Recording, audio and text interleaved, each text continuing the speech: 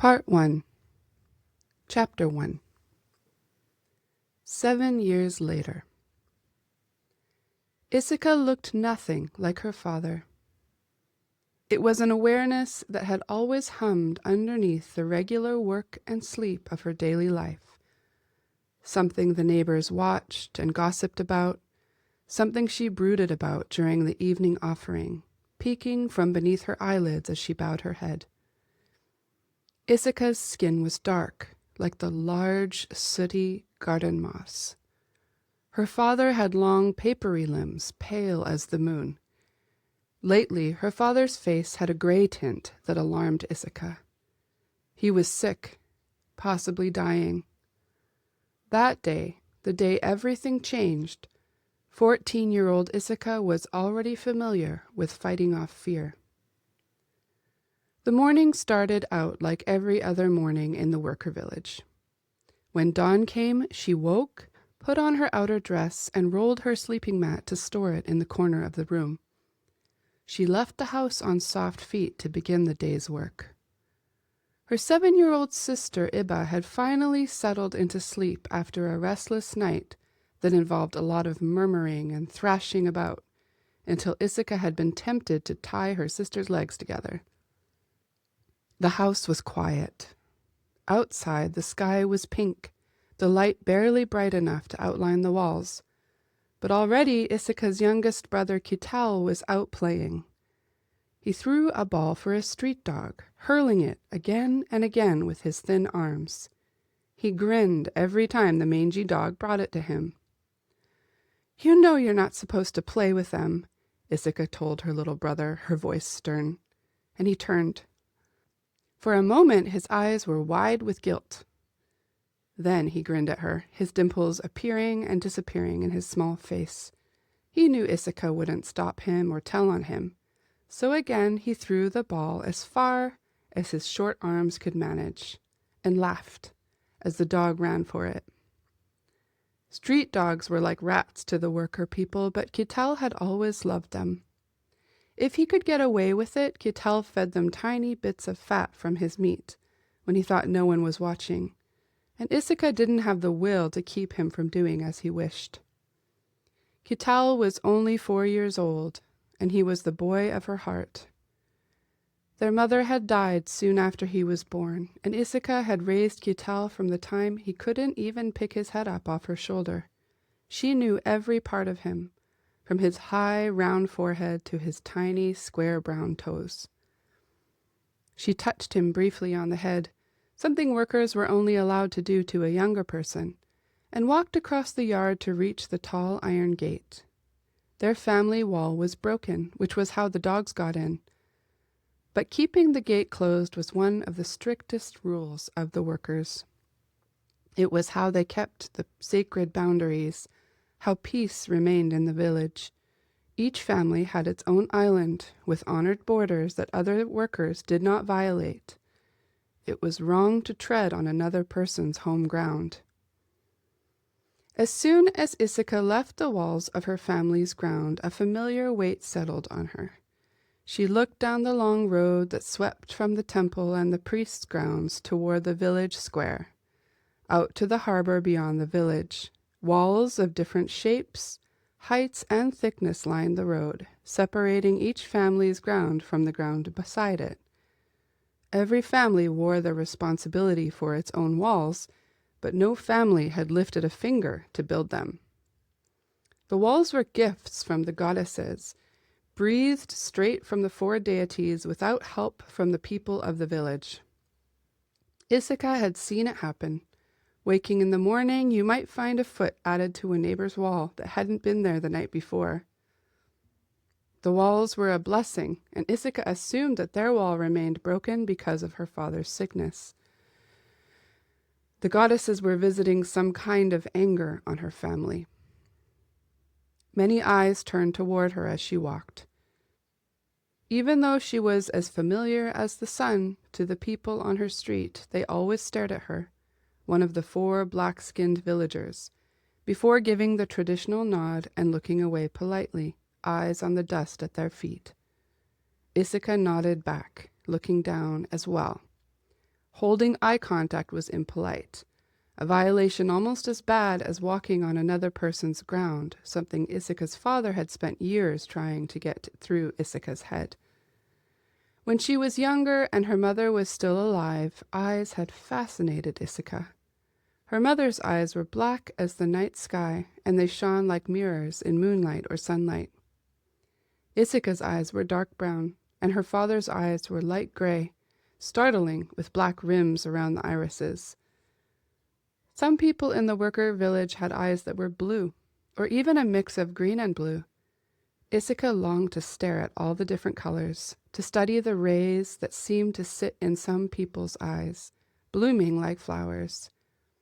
But if her father caught her looking too long, he put his hand on her head, resting it there or pushing her to let Isika know she was trespassing on the person's soul. Whenever she looked away from a person's eyes to the dusty ground and her own bare feet, she felt a sense of loss. Isika didn't know why the rules came so hard to her. She knew she hadn't always lived here. Maybe something from before made her different. 7 years ago, Isika's mother had walked out of the desert and into the worker village with her children. Isika's new father, the priest of the village, had taken the family in and married her mother. There was still a lot of talk about why exactly he had done it. Isika flinched away from the gossip, murmurings of strange magic that her mother had cast over Nirloth. They had wandered in the desert for months before finding the worker village. Before the desert, they had been in another place, but though Isika tried, she couldn't remember it well. She could picture eyes and faces, blurs of color. It troubled her because she knew she should remember. She had been old enough. She was 6 years old when they left that place. She remembered high walls, much higher than the walls in the worker village. She remembered her mother singing, or sometimes crying. She remembered being alone and afraid, and that was all she knew before her memories of coming to the desert and playing with wandering herds of goats. After the desert, they reached the worker village, and it had been their home ever since. Isika stumbled on a stone in the road, her mind still busy with trying to remember their past. Sometimes trying to remember consumed her. Benaim, her brother, didn't like to talk about it at all. Just a year younger than Isika, he should also be able to recall it, but he shook his head when she prodded him. "Mother didn't want us to talk about it, Isika, you know that," he would say. She only wanted to know if he remembered anything at all, but Ben refused to say. Her younger brother was the most frustrating person, more frustrating than either of the other two. At one time there had been 5 siblings, but Isika shrugged the tight, sad thoughts of her sister Arya away, as she always did when she remembered her. She thought of Iba instead, born shortly after they had reached the village, and Kital, the son born to her mother and her new father, the priest. Thinking about Arya couldn't bring her back. Isika reached the edge of the woods and walked between the trees slowly and carefully, watching for snakes. She began to gather the dead sticks that lay on the ground, keeping her eyes open for larger sticks that would burn longer. Many people in the village bought wood, but Isika's father wanted their family to gather first and buy wood only if they couldn't find any. It was the way, he said, an old worker tradition, his answer for most hard things in their lives. Isika's limbs were sluggish, exhaustion trickling through her body. She had only sipped a little tea before she came. The workers ate only one meal, the day's food, at midday. It was the way. She felt the slow, hungry feeling of the morning overcoming her even as she tried to hurry. She blinked and rubbed at her eyes, bending to pick up a stick that was wider than the others. "Ah," she said under her breath, happy to find such a large one. Just then she heard a sharp crack as someone stepped on dead wood behind her. "Give it to me, Loshi," a voice said. Isika sighed and hesitated. The voice went on. "Actually, give me all of it." "No, Isika said, straightening and staring into the eyes of a tall, wide-shouldered boy. His name was Jack. She knew him from her time in the village school, and from seeing him strut around the village knocking baskets out of the hands of younger boys, or throwing stones at street dogs. Isika knew he was from a pig-raising family, and that they should have more than enough money to buy their own wood. She saw again that his eyes were a dark blue, deep set in his face, caught in an expression halfway between cruel and excited. She kept staring until he looked away. "Get your eyes off my soul, Loshi," he said, his voice fierce as he looked down at her basket of sticks. "My name isn't Loshi, and where were you this morning, Jack? Dead asleep from overeating? You should get out here earlier and find your own wood. You know you can't take wood from a temple daughter." He spat at the ground then, and a tiny drop caught in the wind and flew up to Isika's cheek. She took a step back, finally looking away from his face, wiping at her cheek with the sleeve of her dress. "You're no temple daughter. What a joke," he said, his eyes bulging as he kept them trained on Isika's shoulder. "And your father is dying, his well-deserved punishment for bringing foreigners into the temple." Isika felt as though he had slapped her. A bird cried out, and the sound echoed around the quiet forest. The lush trees were bare at this time of year, with long black limbs and hardwood that was perfect for burning. Loshi, they had called Isika in school, because her skin was the darkest out of all her siblings, nearly as black as her mother's. She looked at her hands now as she clutched the old basket, and remembered her mother's hands holding hers before she died. Her mother, wasted away, commanding her with feverish eyes to take care of her brothers and sisters. The terrible fear she felt now at the possibility of her father dying was even greater than the daily dread she felt at him continuing to live and breathe and be disappointed in Isika and her siblings. He had taken them in and cared for them, and even though his care was hard to perceive sometimes, without him, Isika knew the village would not keep them. With her mother dead, Isika didn't know where they would go. She knew that her stepmother, Jerutha, could not change the minds of the workers. Jerutha would try, because she was brave and kind. She had moved into the house of a priest and 4 black children, a house of mourning and bad luck. She had moved in even after one daughter had been given over, and the mother had died of grief. She had married the priest out of pity for the children, and she would stand up for them out of love. But there was only one of her and too many villagers. Many of them had no mercy in their hearts. Isika's father couldn't die. "You know nothing about it," she said, but she was shaking, and she could hear the fear in her voice. Jack smiled, his eyes narrowing. "Oh, really?" he said. "Is there another plan? One we haven't heard yet? I haven't heard bells, but maybe they'll ring soon." Isika moved before she thought, her hands itching to knock the smile off his face. But she stopped in time, tightening her hands on her basket to keep them still. She gulped large breaths and tried to calm down. It was as though he had found her greatest, most secret fear and prodded with something sharp. Terror washed over her like cold water. Her worst fear was not the possibility of being alone at the mercy of people who had never trusted them. Her worst fear was the bells. But no, she shook her head against it. The goddesses had never forced any family to give over more than one child, and this was the truth she clung to, even when sharp dreams of boats woke her in the night. "One child has always been enough," she said. Jack smiled wider, leaning against one of the stark trees of the forest. His feet were bare, like Isika's. His family might have enough money for wood, but not for shoes, and that made Isika and Jack more alike than different. But he was glad to see her panic, and she told herself there was nothing similar between them. "Your father is a priest, and he is dying," Jack said. "Do you think he'll keep foreigners safe rather than appease the goddesses? He has no priests trained up to follow him. If he dies, the workers are left without the offerings. He knows his duty. Worse, Isika thought. Her father was afraid of dying. She could smell his fear in the night-time when he got up and paced, and her own terror grew until it was as large as her chest and leaked out through her eyes, making damp spots on the pillow beneath her head. Jack laughed. Isika remembered that he had been especially cruel to Benaim, who had learned to fight for his life in the village school after they came out of the desert.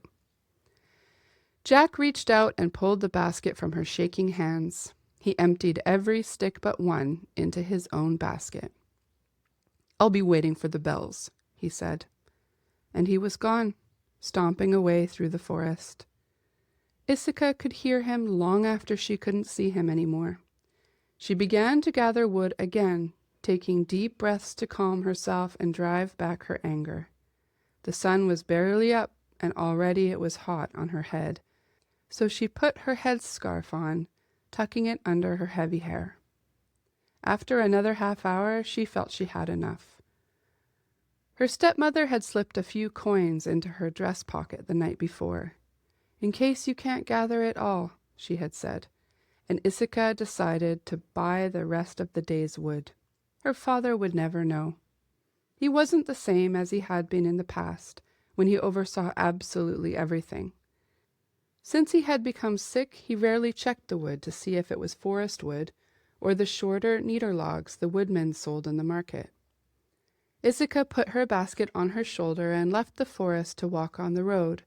The dust swirled around her feet and the sun pounded on her head, its rays glistening on the dangerous broken glass that adorned the walls on either side of the road.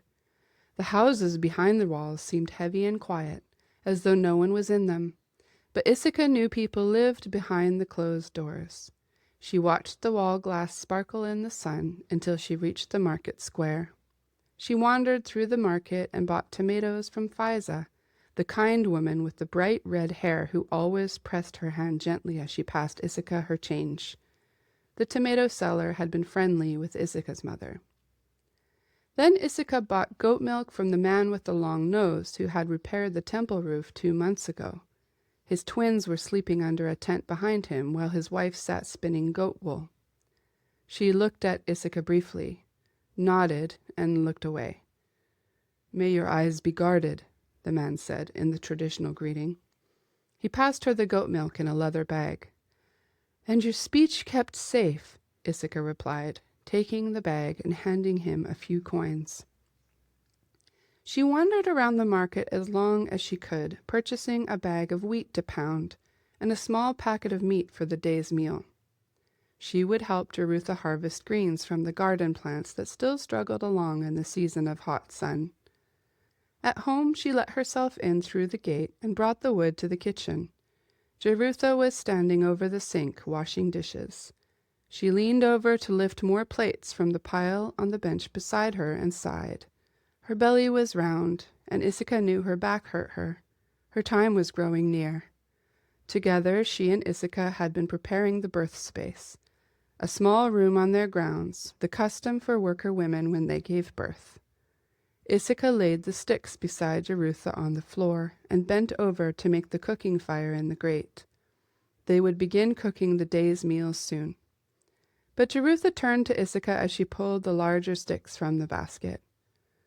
"Your father wants to see you," she said. "I'll ask Ben to make the fire." "Benaim? Make a fire?" Isika said, her voice incredulous. "You know he can do it," Jerutha said, her voice reproachful, but she was smiling. "When have you ever seen him make a fire?" "He has his temple work. It keeps him busy there." Isika looked at her stepmother with raised eyebrows. Jerutha smiled at her. "Go to your father." Then Isika realized what she was saying, and her stomach clenched with dread. "Why does he want to see me?" "He didn't say." Jerutha's voice was light, but Isika saw the frown on her face. She mulled over the different reasons that her father could want to speak to her first thing in the morning, and none of them were good. Scolding, a work assignment. She shrugged off the idea that came next. An announcement. It couldn't be. She stood and shook herself, standing as tall as she could before walking to her father.